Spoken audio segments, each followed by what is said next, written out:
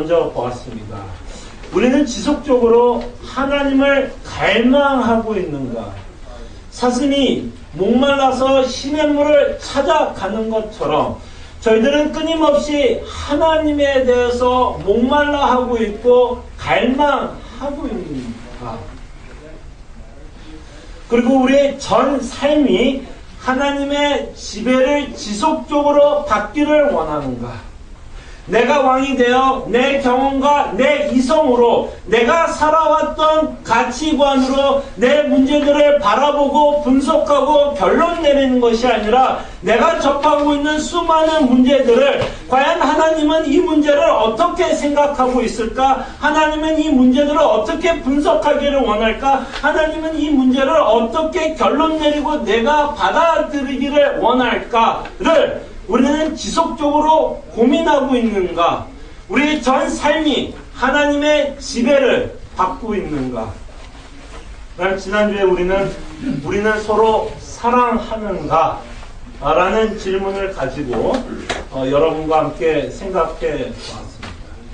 오늘 여러분과 함께 생각해 보고 싶은 것은 하나님께서 베푸신 은혜를 지속적으로 맛보기 위해서 실질적으로 우리의 매일매일의 삶 가운데서 하나님께서 베푸신 그 은혜를 맛보기 위해서 저희들에게 필요한 것이 있다면 영적인 훈련입니다. 그래서 오늘 여러분과 함께 생각해 보고 싶은 건 영적인 훈련에 대해서 생각해 보려고 합니다. 그래서 이런 질문을 던져봅니다. 나는 지속적으로, 중요한 단어예요. 계속해서 나오면 지속적으로 영적 훈련을 하고 있는가에 대해서 생각해 보려고 합니다. 한 여자아이가 있었는데요. 이 어린아이는 어렸을 때부터 피겨 스케이팅을 배웠고 탔습니다. 근데 이 어린아이는 피겨 스케이팅 타는 걸 너무너무 싫어했습니다. 매일같이 추운 얼음판에 나가서 훈련받는 것이 너무 싫었어요. 여러분 추우면 어때요? 별로 안 좋잖아요. 그러니까 이 어린아이가 매일같이 얼음판에 나가서 훈련받는 게 너무 싫었습니다. 매일같이 넘어질 때마다 엉덩이도 아프고 손도 아프고 피겨스케이팅 타면서 발도 나가고 발목도 삐고 이 어린아이는 피겨스케이팅을 타면서 오는 그 육체적인 아픔 때문에 피겨스케이팅 타는 걸 너무 싫어했습니다. 그럼 지속되게 이 피겨스케이팅을 잘 타기 위해서 그는 철저하게 자신이 먹어야 되는 음식에 대해서도 굉장한 절제를 하면서 훈련을 받았어야 돼요. 살찌면 안 되기 때문에 먹고 싶은 것도 먹지 못했습니다. 친구들이 라면을 먹을 때 그는 라면을 못 먹었어요. 초콜릿 먹을 때도 못 먹었습니다. 그는 철저한 스케줄 가운데서 훈련을 받고 연습을 했습니다. 매일매일 같은 그 쳇바퀴 도는 다람쥐 같이 쳇바퀴 도는 그 속에서 피겨스케이팅 연습을 받았습니다. 이거 김연아 얘기 아니에요? 혹시 또 김연아 얘기를 하려고 아니에요. 매일같이 그래서 울면서 엄마한테 말했어요. 그만두면 안 되겠어. 매일같이 울면서 엄마 나 그만두면 너무 힘들어했습니다. 근데 어느 날 천사가 나와서 이 아이에게 환상을 보여줍니다. 어떤 환상을 보여주냐면 어떤 다 큰 여자가 화장성한 여자가 피겨 스케이팅을 타고 있는 모습을 보여줍니다. 너무나 아름답게 그 얼음판을 누비면서 피겨스케이팅을 탑니다. 저도 김연아 덕분에 배운 게 있어. 뭐 더블 엑소, 트리플 엑소 뭐 이렇게 좀 도는 거라며요. 예, 그거를 막 다 완벽하게 소화해내고 그 음악에 맞춰서 나비처럼 아름답게 날아가고 있는 한 여자를 그 소녀가 보게 됩니다. 그 소녀도 그 여자가 피겨스케이팅을 타는 거 보면서 막 감탄을 하고 너무 잘 타는 거예요. 너무 멋있다.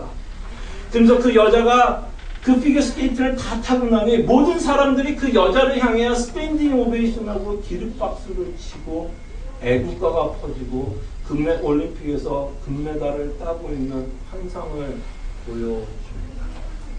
그러면서 천사가 그 어린 여자에게 물어봅니다. 저 여자가 누구인지 아니? 그러면서 천사가 대답합니다. 바로 너다라고. 너다. 지금 이 천사를 통해서 환상을 보여주는데 바로 이 여자의 미래를 보여줍니다. 자기가 그렇게 아름답게 피겨스케이팅을 타고 있는 모습을 보여줍니다. 이 모습을 본 여자아이는 아마도 자신이 지금 받고 있는 훈련의 태도에 대해서 바뀌었을 거라 생각이 듭니다.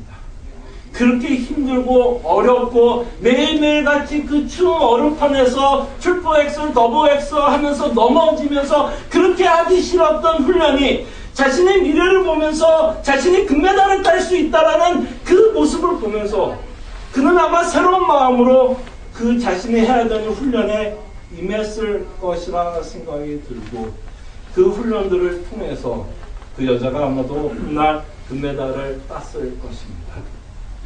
제가 왜 이 예화를 여러분에게 말씀하냐면요, 사도 바울도 우리에게 우리의 미래를 보여줍니다. 여러분과 제가 어떤 미래의 모습을 갖고 있을지를 사도 바울은 말씀합니다. 로마서 8장 29절에서 30절입니다. 주보러 보세요. 주보러 보시면 적어놨습니다. 우리의 미래 모습이 어떤지를 벌써 사도 바울은 말씀합니다.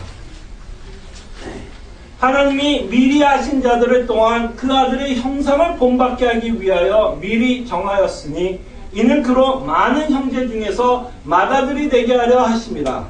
또 미리 정하신 그들을 또한 부르시고 부르신 그들을 또한 의롭다 하시고 의롭다 하신 그들을 또한 영화롭게 하셨느니라. 이 구절은 참 논쟁이 있을 수 있고 굉장히 우리가 다 이해하기 힘든 굉장히 신비한 구절임에도 틀림이 없지만 이 구절을 통해서 사도 바울은 명확하게 우리에게 말씀하기를 원하는 건 하나님이 성도들을 향한 계획을 가리킵니다. 어떤 계획을 갖고 있고 어떤 꿈을 갖고 있는지를 말씀하면서 미리 정했다라고 말합니다. 그 미리 정했다라는 그 말이 뭐냐면 하나님은 이런 계획을 갖고 있다. 성도들을 향해서 나는 이런 꿈을 갖고 있다라고 말씀합니다. 하나님이 미리 아신 자들, 하나님의 계획이라고 생각을 하면 됩니다. 그럼 하나님은 하나님의 백성들을 향한 어떤 계획을 갖고 계셨습니까? 이 본문을 통해서 하나님이 하나님의 백성을 향한 하나님의 계획은 굉장히 명확하게 말합니다. 아들의 형상을 본받게 하는 것이 하나님이 자신의 백성들, 자녀들을 향한 미리 정하신 하나님의 뜻, 계획입니다. 여러분들의 인생 가운데서 하나님의 뜻에 대해서 아주 궁금하실 때가 많을 겁니다. 저도 굉장히 궁금할 때가 많아요. 제가 어떤 결정을 해야 되고 어떤 일이 임할 때마다 물어봅니다. 이게 하나님의 뜻입니까? 여러분들의 인생을 살아가면서 하나님이 여러분들에게 구체적으로 어떤 뜻을 갖고 있을까 굉장히 궁금할 때 있죠. 그것을 위해서 굉장히 기도하잖아요. 자녀들의 어떤 결혼 문제, 자녀들의 직장 문제, 내 앞에 어떤 직장 문제, 진로 문제, 내가 어떤 공부를 해야 될지 수많은 결정들을 저희들이 해야 되기 때문에 저희들은 하나님의 뜻에 대해서 굉장히 궁금해하고 기도합니다. 근데 재밌게도 이 본문은 정말 여러분과 저에게 너무나 명확하게 하나님의 뜻을 말씀합니다. 아마도 여러분들이 원하는 답이 아닐 수 있어서 실망할 수 있겠죠. 여러분과 저는 구체적으로 하나님이 나에게 갖고 있는 계획에 대해서 궁금해서 물어볼 수 있지만 하나님의 궁극적인 목적은 너무나 명확해요. 여러분 전 인생을 통해서 하나님이 하시려고 하는 계획은 너무나 명확해요.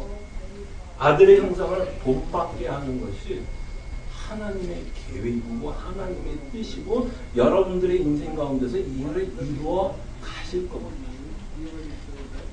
그러면서 30절을 보니까 시제를 보게 됩니다. 이 시제들이 어떤 시제냐면 다 과거 완료예요. 과거 완료. 그래서 벌써 이렇게 되었다라고 사도는 말합니다. 되게 재밌죠? 우리의 모습을 보면 감히 어떻게 사도가 이렇게 얘기할 수 있을지 모르지만 분명한 시제는 과거 완료입니다. 그래서 마지막 단어들을 보시면 뭐라 그래요? 의롭다 하신 그들을 어떻게 했다고요? 영화롭게 하셨다 라고 말하면서 과거 완료입니다. 이렇게 되었다라고 말합니다. 무슨 말이죠? 영화롭게 하셨다라는 이 말에는 우리를 아들의 형상을 본받게 하겠다, 되었다라고 말씀합니다. 바로 그 천사가 그 아이에게 미래를 보여준 것 같이 하나님도 우리의 미래를 보여줍니다. 영화롭게 되었다. 우리가 예수님처럼 닮았다. 라고 말씀을 하는 겁니다. 자, 그럼 이제 우리가 여기서 좀 질문을 하게 되고 저희들이 좀 고민하게 되는 것이 있습니다. 그럼 이 일은 분명히 하나님이 하실 일입니다. 하나님이 하실 일이기 때문에 사도 바울은 확신 있게 영화롭게 되었다라고 감히 확신을 갖고 얘기합니다. 하나님이 하시는 거기 때문에. 천지를 지으신 그 하나님이 하신다고 하니까 반드시 그 일은 이루어질 것을 사도는 알기 때문에 마치 이루어진 것처럼 과거 완료를 사용하면서 영화롭다라고 말씀을 합니다. 그러면 우리의 생각에는 그러면 시간이 흘러가면 이렇게 되나보다라고 생각할 수 있을 것입니다. 그냥 가만히 있으면 영화롭게 되겠구나라는 생각을 할 수 있습니다. 하나님의 주권 가운데서 하나님이 완전히 자신이 할 거라고 우리는 그렇게 생각할 수 있다는 것입니다. 분명히 그것도 성경적인 생각이라고 생각이 드는데요. 자, 이제 우리가 고민하고 싶은 건 이것입니다.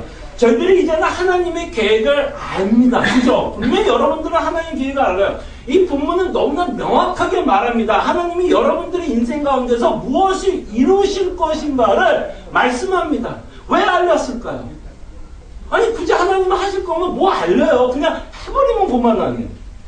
그죠? 그런데 지금 사도는 하나님이 이렇게 할 거라는 것을 우리한테 말을 합니다. 자기가 다 할 거면 자기가 그냥 해버리지. 왜 굳이 우리한테 얘기를 하냐? 라는 질문도 하게 될 수 있습니다.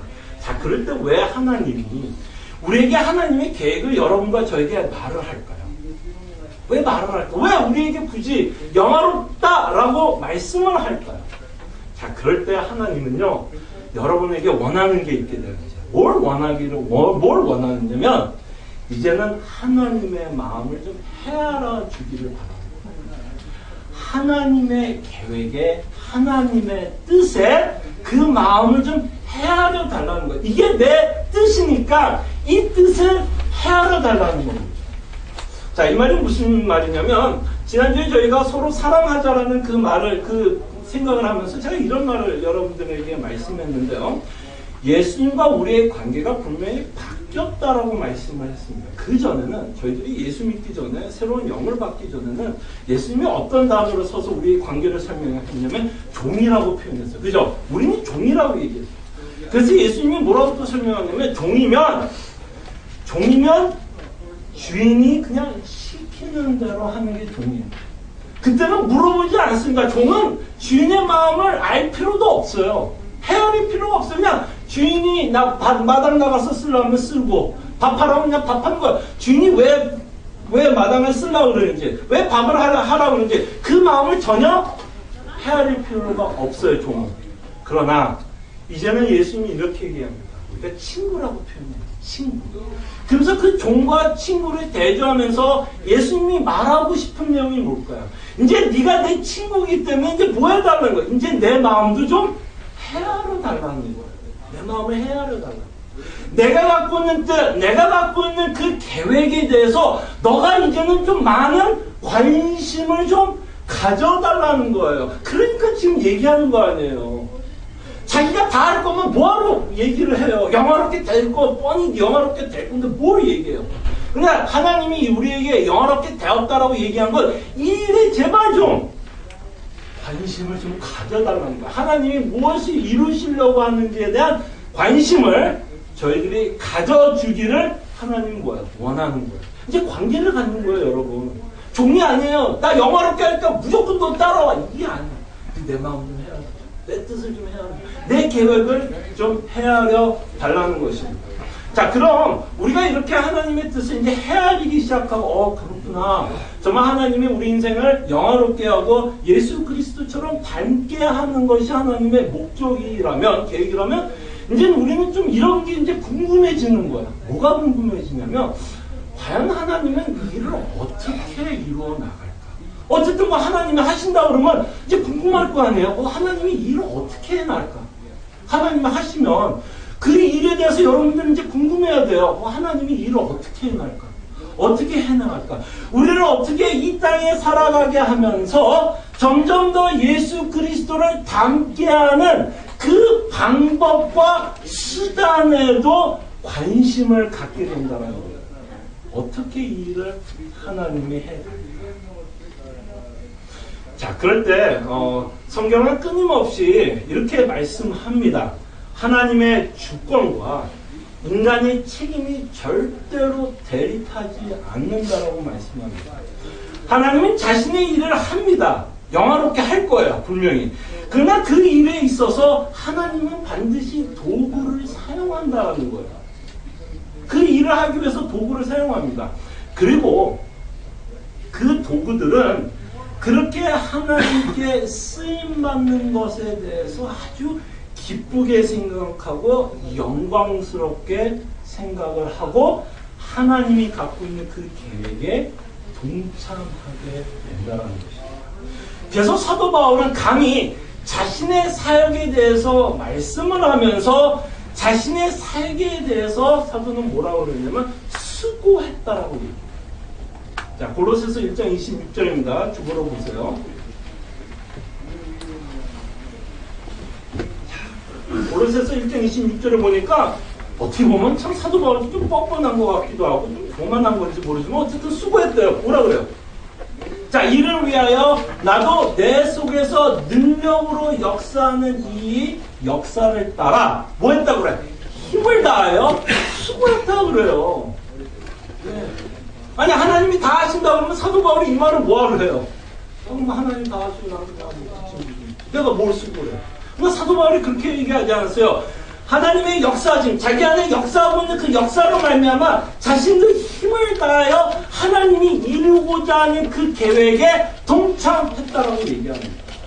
자, 하나님의 주권과 인간의 책임이 전혀 대립하지 않고 있는 내용을 보게 돼요. 그래서 그가 어떻게 수고했어요?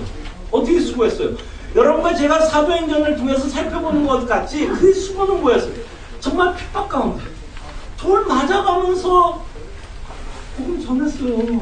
정말 하나님이 다 하신다면 사도 바울이 굳이 돌을 맞아가면서 왜 복음을 전해요?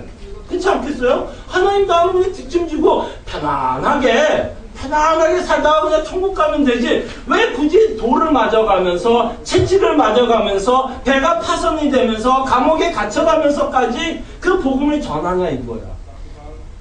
하나님이 그 일에 그 주권에 자신이 그 도구로 사용되고 있는 것에 뭐예요? 그 일에 동참하기를 원합니다. 하나님이 그 일을 이루시는 그 일에 자기가 수고하고 있다는 것을 보게 됩니다. 그래서 하나님은 땅 끝까지 이르러 내 증인이 되라고 했을 때 하나님이 분명히 이루시지만 도구를 사용합니다. 도구를 사용합니다. 자, 그럴 때 이제 우리가 고민을 해야 돼요. 하나님이 이렇게 우리를 영화롭게 할 거라고 얘기하고 우리가 이 땅에 살아가면서 점점 하나님은 계획을 갖고 우리를 점점 예수 그리스도처럼 닮아가게 할 것입니다. 자, 그럴 때 이 닮아가게 하는 이 과정 가운데 우리도 그 일에 동참하고 싶어요. 그냥 뭐 하나님 다 하니까 나 뭐 할 게 없어. 이게 아니라 과연 하나님이 이 일을 이뤄가고 있는 이 일 가운데 과연 나는 이 일에 있어서 어떤 일을 할 수 있는지에 대해서 굉장히 궁금해진다는 겁니다. 그래서 오늘 본문에서 사도는 이렇게 우리에게 강하게 권면합니다. 경건에 이르도록 내 자신을 연단하라라고 말합니다. 분명히 이 일은 하나님이 하실 그 일인데 사도는 또 엉뚱한 얘기를 하죠. 경건에 이르도록 내 자신을 연단하라 그래요. 자, 그럼 여기 있는 본문에 나와 있는 단어들을 좀 생각해 보면 경건이라는 단어를 영어로 번역하는 게 저는 조금 더 와닿는 것 같아요. 그 헬라어로 어떻게 번역했냐면 영어로 NIV를 보면 godliness라고 번역했어요. 경건. 우리가 경건하면 뭐 성경책 들고 뭐 이런 게 아니라 godliness. 무슨 말이에요? godliness를 직역하면 뭐예요? 하나님처럼. 이 경건이라는 의미의 직접적인 의미는 하나님처럼이에요. 하나님처럼. 이것이 경건의 의미입니다. 그럼 이렇게 경건이라는 말을 그래서 어떤 분은 이렇게 표현까지 하는 거예요. 경건이라는 것이 뭐냐? 점점 예수 그리스도를 닮아가고 있는 모습이 경건한 자의 삶이다라고 얘기합니다. 그건 아까 로마서 있는 8장에 있는 내용과 같은 얘기인 것 같아요. 점점 예수 그리스도를 닮아가고 있는 모습, 이것이 바로 godliness, 경건하다라고 어떤 신학자는 정의를 내립니다. 그 경건이라는 의미가 그런 의미를 갖고 있고, 자, 이 연단이라는 단어가 이 그리스 헬라어를 보면 어원에 어떤 단어, 어떤 그 어원이 들어가요? 짐이라고 하는 단어가 들어가요. 짐. 여러분 짐 알죠? 짐. 여러분 운동하러 가면 어디 간다고 그래요? 나 오늘 짐에 간다고 했지. 그 말이에요. 체육관이라는 의미가 있어요. 그 연단한다라는 의미가. 그러면 우리가 체육관에서 뭐예요? 체육관에서 땀 흘리고 훈련하는 거 아니에요? 그죠? 머슬을 키우기 위해서 땀 흘리고 막 뭐 뛰기도 하고. 예. 그래서 그 연단한다라는 그 말에는 뭐가 어떤 의미가 있냐면 훈련한다라는, 정말 땀을 흘리면서 훈련하고 있는 모습을 사도 바울은 저희들에게 말씀합니다. 체육관에서 훈련받고 있는 모습이에요. 근데 이제 더 놀라운 것은 사도는 연단이라는 단어를 쓰면서 동사를 어떤 동사를 쓰고 있냐면 하라라고 말합니다. 하라. 이건 어떤 형이죠? 이건 명령형이에요. 명령. 연단하라라고 지금 사도는 명령합니다. 이게 옵션이 아니라는 얘기입니다. 명령이에요. 예. 이렇게 하라. 경건에 이르도록 내 자신을 연단할 것을 사도는 말씀하고 있습니다. 자, 그럴 때 이제 이렇게 연단하라라고 하는 이 말을 왜 하고 있는지를 좀 생각해 볼게요. 자, 조금 전에 제가 말씀드린 것처럼 우리가 이제 예수님과 친구예요. 이제 친구예요. 그래서 친구는 친구의 마음을 이제 헤아리고 싶어요. 예. 그래서 그 친구의 마음을 헤아리면서 우리 안에 어떤 마음이 생기냐면 이제 새로운 욕망이 생깁니다. 좀 새로운 삶을 살아가고 싶은 마음이 생겨요. 새로운 디자이어이 생깁니다. 그래서 여러분이 예수 그리스도를 믿고 나서부터는 좀 어떤 생각이 드냐면 내 인생 가운데 어떻게 하면 예수님처럼 좀 닮을 수 있을까를 고민합니다. 어떤 모습이 예수님을 닮은 모습일까를 고민하게 됩니다. 과연 나의 삶 가운데 예수님처럼 닮고 있는 모습은 있을까? 그랬을 때 예수님을 닮는다라고 얘기하면 그의 성품에 대해서 많은 경우 성경이 말씀합니다. 예수님의 온유함, 오래 참으심, 겸손, 긍휼함. 과연 내 삶 가운데 예수님을 닮고 있다면 이런 성품이 있는가? 그리고 우리는 이런 성품을 갖고 싶어요. 그렇다고 갖고 싶다고 해서 그걸 완전하게 산다는 얘기는 아닙니다. 근데 적어도 욕망을 생깁니다. 디자이어를 생깁니다. 마치 돈 다 갖고 싶잖아요. 그렇다고 우리가 갖고 싶은 만큼 다 갖는 건 아니잖아요. 돈은 갖고 싶죠. 그런 마음에 욕망은 있지만 우리의 삶 가운데서 물론 이대로 살지 못하는 마음이 있지만 적어도 우리 가운데는 예수 그리스도처럼 살아가고 싶어요. 바로 이런 열망이 있기 때문에 여러분과 제가 가능한 게 뭔지 아세요? 회개를 하는 거예요. 왜 회개를 해요? 만약에 여러분들이 예수님처럼 살고 싶은 열망이 없으면 굳이 돌이킬 마음이 뭐가 있어요? 아니 내가 겸손하게 살지 못하는 것 때문에 회개하는 거 아니에요? 내가 온유하게 살지 못하는 내 모습 때문에 회개하는 거 아니에요? 그 회개를 한다는 그 말에는 여러분 안에 뭐가 있다는 거야? 욕망이 있다는 거야. 그렇게 살고 싶은데 왜 회개를 해요? 내가 그렇게 살지 못하는 나의 모습이 너무 안타까워서 회개를 하는 거예요. 그 말은 뭐예요? 여러분 안에 욕망이 있다는 거예요. 그렇지만 그렇게 못 사는 나의 모습을 보면서 너무 아픈 거죠. 하나님 앞에 죄송한 거고. 그러니까 저희들이 회개를 합니다. 예. 그래서 우리는 점점 예수님을 닮아가고 싶고 이 닮아가는 일에 있어서 내가 뭔가를 할 수 있을까에 대해서 생각을 하게 된다는 것입니다. 그래서 이 영적 훈련에 대해서 저희들이 생각해 보는데요. 이 영적 훈련이란 어떤 분이 또 이렇게 정의했습니다. 우리가 하나님 앞에 나가 그분을 체험하고 그리스도의 형상으로 변화되도록 정하신 하나님의 수단을 사용하는 것을 영적 훈련이라고 합니다. 무슨 말인지 알겠죠? 진짜 우리가 하나님을 체험하고 정말 하나님이 얼마나 아름답고 성품이 좋으시며 그 인자하심을 체험하고 우리가 점점 그리스도의 형상으로 변화되도록 하나님께서 정하신 도구들이 있다는 얘기예요. 수단이 있다는 거예요. 그런 어떤 분들은 그걸 이제 은혜의 수단이라고 해요. 일반적으로 여러분과 제가 은혜를 받을 수 있도록 하나님은 어떠한 도구를 허락했다라는 것입니다. 그랬을 때 하나님께서 주신 그 일반적인 도구 수단을 사용함으로써 우리는 매일같이 그분의 은혜를 체험하고 그리스도 형상 가운데서 변화할 수 있다는 것입니다. 그래서 하나님이 보편적으로 우리에게 그 은혜, 하나님의 은혜를 체험할 수 있도록 주신 수단과 방법이 있습니다. 여러분들이 다 알고 있는 거예요. 그 수단이 뭐예요? 말씀. 아니, 말씀을 읽지 않고 말씀을 사모하지 않고서 어떻게 예수님의 사랑을 알겠어요? 그 십자가의 사랑은 성경에 기록되어 있는데 그 성경을 피지 않고 우리가 성경을 묵상하지 않고 성경을 읽지 않고서 어떻게 하나님이 우리를 사랑하고 은혜를 베풀고 있다는 걸 어떻게 알아요? 여러분들이 직접 그 계시를 받고 있다면 모르겠지만 제가 알기로는 직접 계시는 없는 걸로 알고 있어요. 그렇다면 여러분들이 하나님의 은혜를 맛볼 수 있는 것은 굉장히 지극히 일반적인 이 말씀을 통해서 그 다음에 또 하나님의 은혜를 어떻게 맛보게 된 거예요? 기도를. 그 기도를 통해서 우리는 맨날 기도하면 응답에 대해서만 생각해. 야, 이거 주님 주시옵소서. 아니요. 기도한다는 자체가 여러분이 하나님과 뭐예요? 아버지와 아들의 관계. 그 영광스러운 자리입니다. 뭘 받아내기 전에 여러분이 하나님이 여러분의 기도를 듣고 있다는 그 자체가 영광스러운 거예요.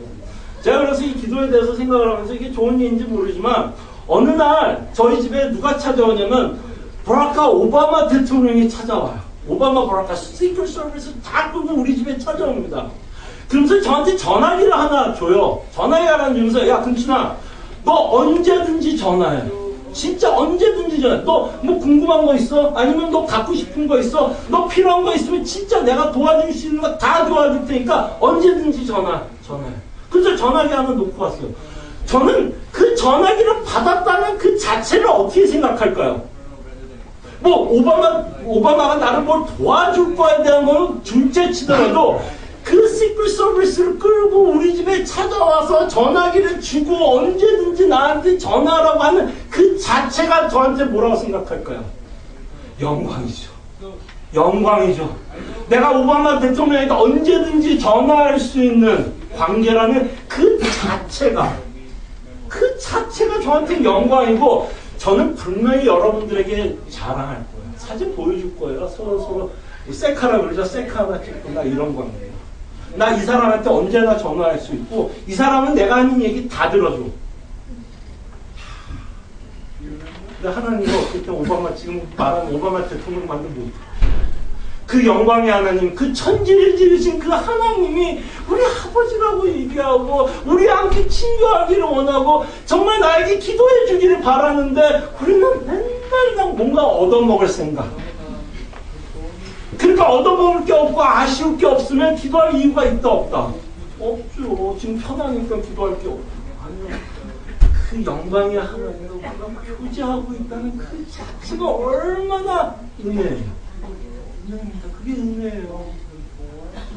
그 자체가 은혜입니다. 여러분이 기도한다는 그 자체가 우리가 벌써 은혜를 받고 있다는 겁니다. 그래서 여러분들이 기도를 함으로써 다시 한번 확인하는 거. 맞다. 그 영광의 하나님이 내 아버지고 내 기도를 지금 들어주고 있다. 라는 뭘 받게 돼요? 은혜를 확인하게 되는 시간들이 나왔습니다. 그 다음에 이렇게 예배를 통해서 하나님의 찬양합니다.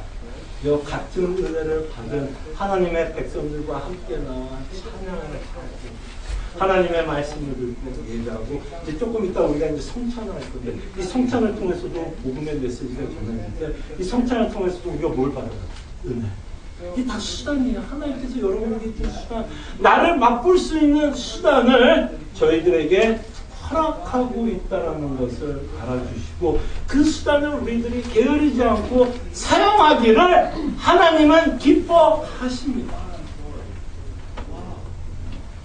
그래서 기쁜 거예요. 그래서 성경을 읽는 게 기쁜 거예요. 율법이 아니에요. 바리새인처럼 무슨 의롭게 되기 위해서가 아니라 우리는 이미 은혜를 받았기 때문에.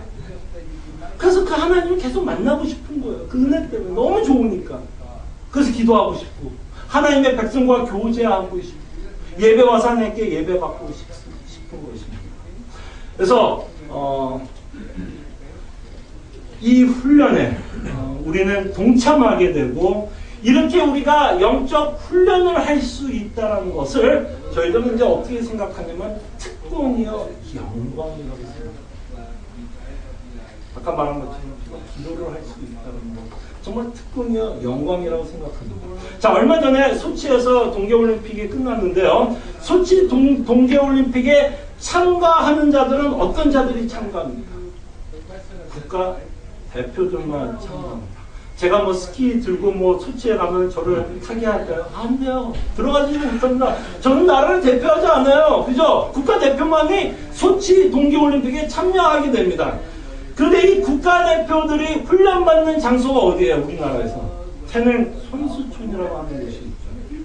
근데 이 태릉 선수촌은 아무나 들어오지 못해요.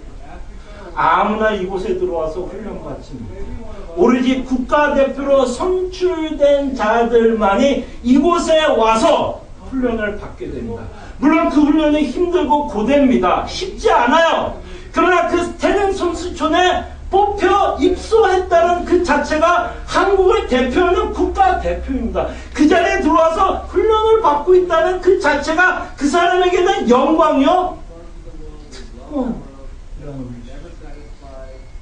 하나님이 여러분들을 부르시고 여러분들에게 성경을 허락하시고 기도를 허락하시고 예배를 허락하는데 이곳에 그 은혜를 맛보는 자들은 오로지 하나님의 백성들만이 그 은혜를 맛봅니다.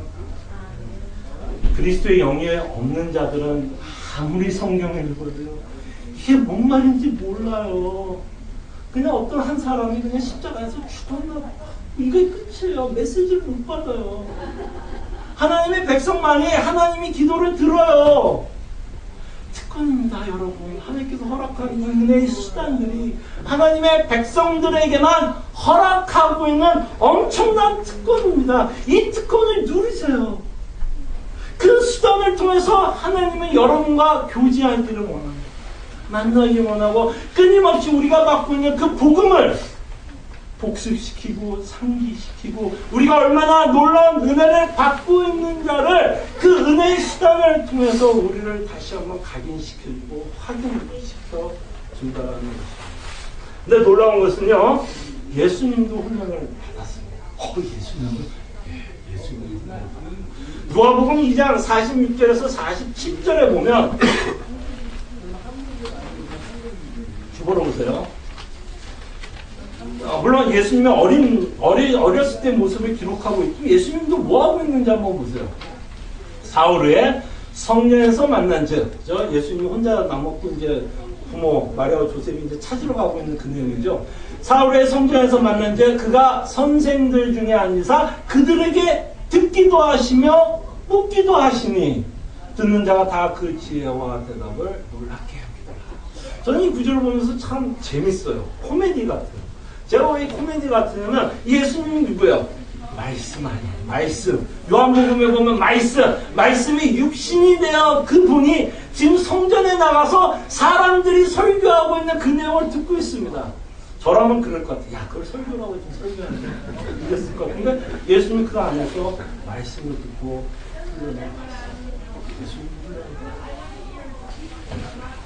그리고 능력 자체이신 예수님, 천지를 지으신 그 성자 하나님, 그리고 그 바쁜 사역 와중에도 그가 꼭 하는 것이 무엇이었습니까? 하나님 앞에 나와, 아버지 앞에 나와 기도하는 그 기도하는 모습을 통해 하나님 아버지와 아들이 얼마나 끈끈하게, 얼마나 친밀한 관계를 갖고 있는지를 저희들이 어떤 요한복음 17장 같은 대제사장의 기도라고 하는 그런 기도의 내용을 보면서 얼마나 예수님도 기도하고 있는 모습을 보게 됩니다. 이렇게 예수님도 자신을 훈련하고 있는 모습을 보게 되고 이 영적인 수단, 은혜를 받는 수단을 사용하고 있다면 당연히 예수 그리스도를 닮기를 원하는 그 사람들도 당연히 예수님이 사용했던 그 수단을 저희들도 사용해야 될 거라 생각이 자, 그럼 만약에 영적인 훈련을 등한시하고 있다면 제가 감히 이렇게 말씀을 드리고 싶습니다. 오해해서 듣지 마시고요. 만약에 우리가 영적인 훈련에 대해서 전혀 관심이 없다라고 생각을 한다면 여러분과 저는 진짜 솔직하게 내 자신에게 물어봐야 돼요. 내가 정말 크리스찬인가? 정말 물어봐야 돼요. 왜? 그 은혜를 맛본 자들은요, 그 하나님 만나고 싶어져요. 매일매일. 어떤 모양으로든 그 은혜를 맛본 사람들은 예수님이 무슨 생각을 하고 있을까? 궁금해진다니까요. 기도하게 되고, 말씀을 피게 됩니다. 물론 정도의 차이는 있을 수 있을 것 같아. 어떤 사람은 기도를 4시간 한다, 뭐 1시간 한다, 뭐 차이는 있을 수 있어도 적어도 이 영적 훈련을 등한시하지는 않습니다. 그리고 만약에 이렇게 영적 훈련을 하고 있지만 좀 소홀히 하고 있다면 저희들이 받고 있는 은혜를 그만큼 맛보는데 좀 손해가 있다라고 생각이 듭니다. 자, 이 말을 또 오해해서 듣지 마십시오. 손해라는 말은 이런 의미에서 손해입니다. 분명히 우리가 예수 그리스도를 믿으면 다 은혜를 받고 있어요. 똑같은 은혜를 받습니다. 예를 들어서 말씀을 드리면 예수님을 믿는 순간 우리 그 뱅크 어카운트에 다 막 $10 million 다 뒷받침이 됩니다. 은혜라고 생각해요. 은혜라고 한번 생각하면서 들어보세요. $10 million 다 뒷받침이 돼요. 그런데 문제는 뭐가 있냐면 그 $10 million를 가치를 느끼는 건 사람마다 다 틀릴 수 있다라는 거예요. 3살 먹은 어린아이에게 $10 million을 주면 그 $10 million 가지고 3살 먹은 어린아이는 뭐만 쓸 것 같아요? 어디 가서 캔디 하나 사겠죠. 그리고 그 캔디가 가장 중요한가로 생각하겠죠. 그가 느끼는 $10 million의 가치는 여러분과 제가 느끼는 가치와 다를 겁니다. 여러분들에게 지금 $10 million 준다면 지금 뭐 할렐루야 하면 난리 나겠죠. 뭐 아니라 제가 가끔 흥분을 하면 이럴 수 있는데 정말 기쁠 거예요. 이게 무슨 얘기인지 알겠죠? 그 느끼는 가치의 어떤 내 피부 체감하는 온도는 다를 수 있다는 거죠. 그래서 내가 받은 그 은혜를 더 체감하기 위해서는 뭘 사용한다는 거죠? 이 하나님께서 허락한 이 수단, 하나님도 하나님의 백성들이 은혜를 받은 자들은 이 사용하기를 기뻐한다는 거죠. 그리고 이렇게 훈련받은 자들은 조금 더 이 신앙생활이 조금 더 자유스럽고 자연스럽게 하고 있는 모습들도 보게 됩니다. 제가 이 말을 하면서 생각난 예화가 뭐가 있냐면요. 뭐 여러분들한테도 말씀해 드리는 사람도 있는데요. 제가 옛날에 좀 운동 취미 중에 뭘 재밌게 쳤냐면 테니스를 좀 쳤어요. 잘 치는 건 아니에요. 그냥 공 이렇게 오면 이렇게 치면 넘어갈 정도로 친다는 얘기인데 테니스를 쳤는데요. 그래서 좀 어떤 걸 보는 걸 좋아하냐, 테니스 경기하는 거를 되게 좋아했어요. ATP, 뭐 메이저 경기에 뭐 USA, 뭐 멤버든 뭐 이런 큰 대회 같은 거 있으면 좀 보기를 좋아해서 왜 테니스에 관심이 있으니까. 그럼 더 재밌는 건 뭐냐면 그 테니스 치는 그 사람들을 보면 너무 쉽게 쳐. 그냥 조금만 치면 뭐 서브도 뭐 200만, 150만, 200만만 꽂히고 막 조금만 이렇게 쳐도 막 공이 막 스피드가 엄청나. 그럼 제가 그 경기를 보면 친구들이 이제 다 모아요. 왠지 그렇게 할 수 있을 것 같아요. 그 경기를 보면 나도. 근데 이제 친구를 모아서 이제 테니스를 치고 걔네 그 선수들이 흉내내면 제가 그렇게 자연스럽고 쉽게 칠 수 있을까요? 또 그 선수들이 그렇게 자연스럽고 쉽게 그 볼을 치기 위해서는 어떤 일들이 그 뒤에 있었습니다. 엄청난 훈련. 이것이 우리가 하고 있는 신앙 생활도 비슷하지 않나 생각합니다.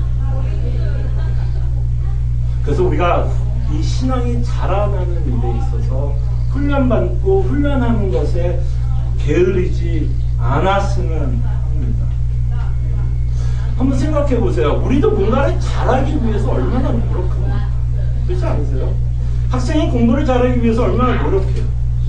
가끔가다 이제 얄미운 친구들이 있죠. 천재들이 가끔 있어요. 뭐 예습 복습 전혀 안 해도 뭐 수업만 살짝 들어도 뭐 A를 치는 사람은 그건 예외잖아요. 보통이요. 공부 잘하면 뭐 해야 돼요? 공부 해야 돼요. 악기를 잘하기 위해서도 뭐 해야 돼요? 잘하기 위해서도 엄청난 노력이 들어갑니다. 영적인 성장도 그리스도의 은혜를 정말 체감하기 위해서 그 책 믿는 달라를 갖고 있는 그 영적인 그 은혜를 내 삶 가운데서 정말 체감하기 위해서 우리 안에 노력이 들어가고 그 노력하는 일을 어렵게 생각합니다. 하고 싶어진다는 거예요. 왜? 만나고 싶어요. 저희들이 세상의 것을 위해서도 그렇게 애를 쓰는 우리가 영적인 것을 위해서 영원한 것을 위해서는 조금 더 애를 써야 되지 않나. 그래서 이렇게 훈련을 통해서 우리가 성취하고자 하는 건 뭐예요? 구원 아니에요. 여러분 이미 구원 받았으니까 훈련하는 겁니다. 구원 받기 위해서 훈련 받는 거 아니에요. 그럼 제가 율법주의자가 되는 거죠. 아니요. 우리가 훈련하는 건 우리가 받은 그 은혜를 내 삶 가운데서 체감하기 위해서 그 은혜를 실질적으로 매일매일 맛보기 위해서 더 친밀하게 하나님이 나를 얼마나 더 사랑하고 있는지를 내가 체감하기 위해서 우리는 그 훈련을 하는 것입니다. 함께 기도했으면 합니다. 우리가 영적인 훈련을 등한시하지 않았으면 합니다. 우리가 점점 예수 그리스도를 닮아가기 위해서 사도 바울은 경건에 이르도록 연단하라라고 명령을 하고 그 은혜를 받은 자들은 그 연단받기를 즐거워한다라고 말씀을 드렸습니다. 우리가 너무나 잘 압니다. 영적인 훈련들이 어떤 것들이 있는지. 그래서 그 일에 우리가 조금 더 힘을 낼 수 있도록 우리가 애썼으면 좋겠고 무엇보다도 그 은혜 때문에 예수 그리스도의 십자가의 은혜 때문에 하나님께서 허락하신 그 수단들을 사용할 수 있도록 저희들이 함께 기도했습니다.